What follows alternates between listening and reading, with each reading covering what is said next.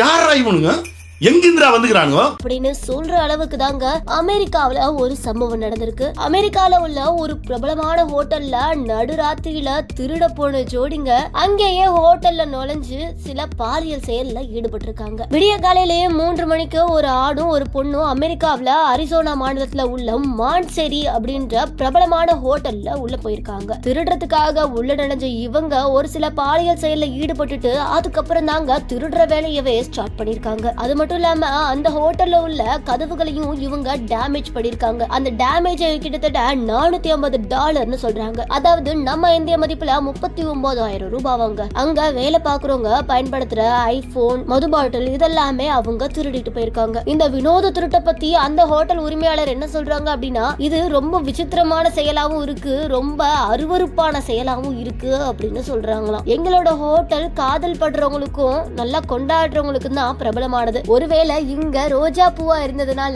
அவங்க உணர்ச்சி வசப்பட்டு இந்த செயல்ல ஈடுபட்டு இருக்கலாம் அப்படின்னு சொல்றாங்க. இந்த சம்பவம் தொடர்பா அங்க காவல்துறை பதிவு செஞ்சு விசாரிச்சுட்டு இருக்கதாவும் சொல்றாங்க.